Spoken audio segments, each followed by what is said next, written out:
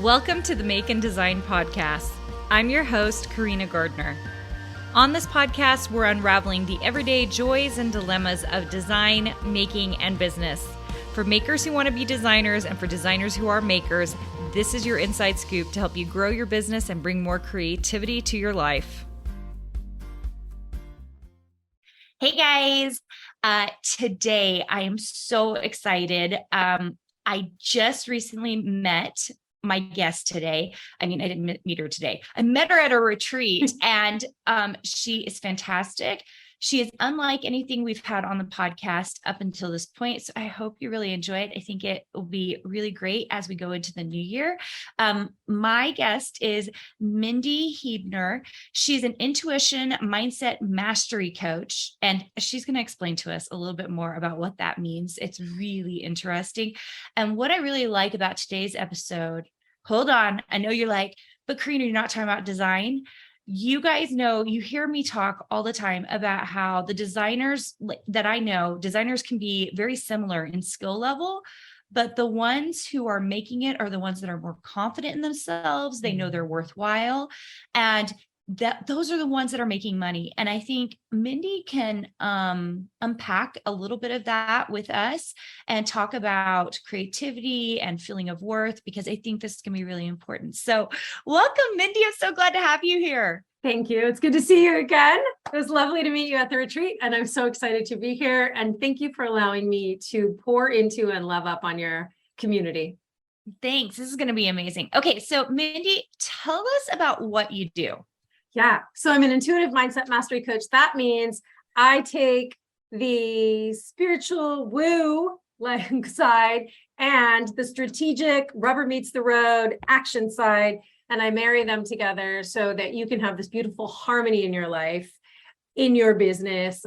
My biggest mission is helping entrepreneurs, specifically female, have soul aligned businesses, which means your business serves you first. It gets to look exactly how you want it to look so that you feel your best, so you can go out and wow your clients, your customers, your students, whatever that is, by serving yourself first. So many of us get caught in the trap of creating something that doesn't take us into consideration.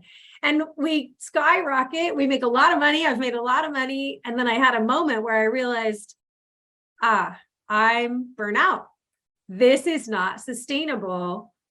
What could I do differently as I move forward? And the one thing I can do differently is believe different things about myself. My biggest limiting belief, and we'll talk about those, because those are what's keeping you, one of the things keeping you from skyrocketing your success as a designer. My biggest limiting belief was rest is lazy. And that was just like, can you imagine? Okay, rest is lazy, which means there is no rest. There is a constant 24/7 hustle. Anytime I would take rest, quote unquote, I would feel guilty about it. Releasing that limiting belief, unwiring that and rewiring in a new way was game changer for me. Game changer. Yeah, that's amazing. I do. Okay, so talk to us about like beliefs that move us forward and beliefs that set us back. Absolutely. Is it a real thing? It's a real thing. So your brain, your beautiful brain, deletes, distorts, and generalizes based on what you believe. You think a thought over and over again, habitually, it becomes an I am. The words we say after I am, some of the most powerful words in the universe. You're already thinking of what you say, I am. Like, I am a designer. I am a mom. I am, now I want you to think about the things that you say about yourself that are disempowering, because whether you're saying an empowering I am statement or a disempowering one, the next step that happens is you create a habit to prove it. You are that fascinating. You are that powerful that you can think a thought and create something into motion with it. And if you don't believe me, look at your life right now and see where something that you say that isn't serving you anymore, a disempowering belief, has created processes that you show up in all the time habitually without even like realizing that you're showing up in it. So the reason that your brain deletes, distorts, and generalizes is because there's so much data that comes at us on a daily basis, 60 to 80,000 bits. your brain can process 5 to 7. It needs to have a system so you don't look like that exploding head emoji, right? So that things come in. It's literally like an email inbox when you have folders set up and filters. It filters it right filters it right into the place. So it stays in line with your beliefs. So if you believe that your designs are only good enough to charge this much or not quite enough for that much, you win. You're always winning the game you're playing. So fascinating. I love the science part of it. I mean, I've heard of a lot of life coach. Well, you don't consider yourself a life coach, but just the different coaches that are talking about, our ideas and our beliefs. And what I like about you is you talk about the science. Do you want to dig more into like, what's going on? Yeah, absolutely. Your brain is automated and your brain hasn't changed in thousands and thousands and thousands of years, right? You were created your brain likes to stay in the known. It likes to stay in safety. It likes to stay in belonging, even if you don't want to be there anymore. This is why when we want to do something new, it's easy to talk about like losing weight or, starting to exercise. I mean, those things, why we a couple weeks in, and some of us don't even get a couple weeks in, right? Start to sabotage. It's not because you're not good enough to do this. It's not because, and forget willpower right now, because that's a finite resource. What's happening is in your identity, you are this person that doesn't exercise regularly, that believes XYZ about exercise, and your brain is only seeing the losses in switching your identity, in expanding your identity. So you still get to be Carina the designer, and now you're not leaving that behind. What you're doing is expanding it, and you're becoming Carina the designer who moves her body so that she can be more creative and productive when she sits down in her studio. So yeah. However, your brain deletes, distorts, and generalizes based on your belief, right? So when we try to step into a new way of being, we get to keep reminding ourselves and remembering that the brain doesn't know the difference between an empowered habit and a disempowered habit. It just knows habit. Oh, she thinks this, she feels this, we do this. Boom, boom, boom. And it starts this automated cycle. It loves rinse and repeat. It loves burning the least amount of calories possible. And so this is for your survival. Like this is why you're designed this way. The beauty is you're powerful enough to rewire those neural pathways in a way that serves you. Yeah, amazing. Okay, so I keep hearing you talk about identity. We have tons of designers who are struggling to even identify as a designer because they've just gotten started and they're very creative. They might think of themselves as a quilter, a sewer, or a crafter, but they're having trouble making that leap to the identity of designer. What would you say to them? Yeah. First, this is another fascinating thing that our minds do. What meaning are you giving to designer? Because I bet a lot of your students are coming in and going, well, Carina's a designer and I'm not her. I haven't done the things she's done. I haven't, right? Like we look at someone else and we say, oh, well, that's a designer. And we look at ourselves and go, but that's not me. So we give a meaning, boom, snap judgment. We just give a meaning. Again, your brain loves like burning the least amount of calories, right? And then we walk in that meaning without even realizing it. So my first question would be, what meaning are you giving to the word designer that is stopping you from allowing yourself to put a toe in that box, to start stepping into the path of designer? Because it also gets to grow. I'm going to guess that the first time you identified as a designer, the designer that you are now, she has had major expansion. She has grown. She has more empowering beliefs. She has allowed all kinds of things to come in to allow that to expand as opposed to limit her. Is that fair to say? Mm-hmm. Yeah, 100%. Yeah. So what meaning are we giving to designer?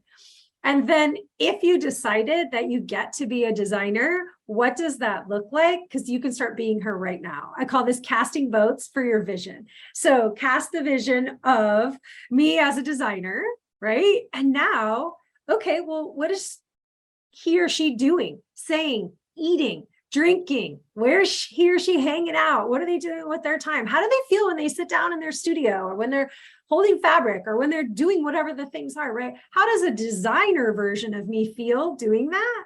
Now I've created this, what I like to say is dive into a swimming pool of it. This is how you get to start walking in the identity of expansion in becoming the person who. Now I can start casting votes for that. Okay, well, she puts lemon in her water. I could do that right now, right? She XYZ or he XYZ, like sets sacred space to do my modules in Carina's course, like whatever that is, or listen to the podcast. I set sacred space to listen to the podcast, take down one thing and integrate. That's what a designer gets to do if that's what you design. I love, you call it casting votes, but in my head, like I heard you say, I was like, it's almost like a checklist. Like a designer does this, a designer does this. And if I'm doing those things, I should be like in alignment with that. Okay, I'm going to pause. So yes, and you get to cast these votes.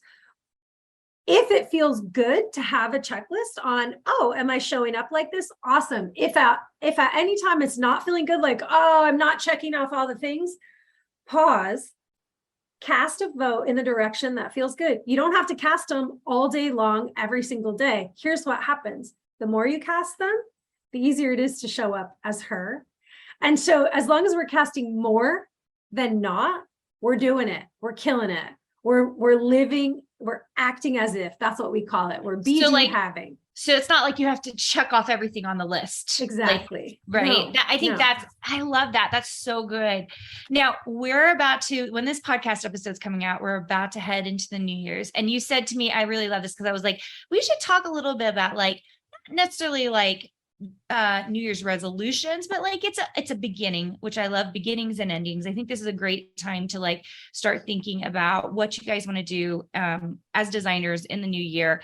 But you said something that I loved, and you said that yes, we're going to take advantage of this, but also you can do this anytime. Talk a little bit about that. Yeah, you don't need a specific day on the calendar to decide you're going to start expanding. You're going to start stepping into. You're going to release things that are no longer serving you, old ways of being, old habits, old beliefs, and you're going to start stepping into who you want to be, that vision that you've cast for yourself. I also love new beginnings, and January 1st is a great time to cast a vision for the whole year. It get away from New Year's resolution. I'm going to ask you to release from that because all the statistics show that those are garbage, right? They don't last for the majority of people. So don't be a statistic. Allow yourself the space to cast that vision. And then as you reverse engineer, you're going to start seeing ways that you get to show up as that person, claim that identity and step in it. They'll become easier and easier. Remember, deletes, distorts, and generalizes based on your belief. Okay, well, the moment you start believing a little bit in this direction as opposed to this direction, then your RAS, your reticular activating system, will start filtering and allowing you to see things that you didn't see before because you didn't believe it before. You didn't know it was possible before. Now you know, oh, that is a choice I could make. I remember when you and I spoke, you said there's two paths in your program. Is that right? I mean, there's multiple paths, but there are two paths that are very like most people try to take. They either want to be a fabric designer or they want to be like a Cricut or a silhouette designer that really incorporates like our Glowforge people and our crafting people. So Okay, awesome. So coming in, right, when they first came in, they might not see the possibilities that are available for them. But as they cast that vision, they pick their path, and they cast that vision for what does this year get to look like? They just start being like, oh, well, I'm going to cast the vote here. I'm going to cast the vote here. I'm going to step into it like this. And this can happen at any moment that you want to do it. Yes, January 1st is a beautiful time to cast a vision for a whole year, a calendar year, right? So you can keep track. You can do the strategic things like we talked about. You can do some tracking. You can look at the KPIs, right? You can look at the numbers, and you also get to do that anytime. There doesn't have to be a day on the calendar. So release yourself from that. You're really not talking about goals, though. I mean, you keep talking about casting a vision. I'm so glad you said that. Yes, I'm so glad you said that. Talk to us about that. Yeah. So a goal is amazing. It is an aim. It's a direction. It's a purpose. All of us have set a goal and not met it. We've actually set it and then forgot all about it. Like, oh, this is a great idea. Boom, gone, out of sight, right? So goals are good. They're an aim, they're a direction, they're a purpose. Greater than a goal is an outcome. An outcome is the result of the action or inaction that you took. Like, it's what actually happens. So goals point us in the direction, hopefully, of the outcome that we want. Like, that's the purpose of them. We get to the outcome, which is what actually happened. What I love for everyone listening is that the outcome gets to be a great milestone, but it is not the end all be all. The magic is in being the designer who. So if you are operating in the energy of the designer who, well, of course you're going to meet your outcome. Like that's just like a cherry on the path to you expanding and allowing all the ways that you get to embody a designer coming in. The outcome is just one, and they're great. Like, we love outcomes. We love those tangible. Yes, I created this many pieces, or I sold this, or I finished this many modules, like whatever that is, right? We set a goal. We like to achieve it. Feels good for your checklist, people. We like those. And anyone can muscle their way to a goal. So think about that. Like, I can make myself do XYZ, maybe not any goal, but I can muscle my way to something. If I want to lose weight, I can muscle my way to exercising 1, 2, maybe 3 days. And then, because if in my identity, I am not the woman who moves her body for joy, I am not able to get past this, right? I won't continue to do it. We don't want to read one book. We want to be readers. We don't want to hit one outcome. We want to be outcome achievers. We don't want to design one thing muscling through. We want to be designers. So there's a big difference when we step into the identity of the goals, and the outcomes and the milestones are amazing reminders of, yeah, we're being exactly who we were made to be. Yeah. I mean, what I'm hearing, which I love this, is goals is like down here, like low level, but like casting the vision and identity is like the next level up. It's the magic.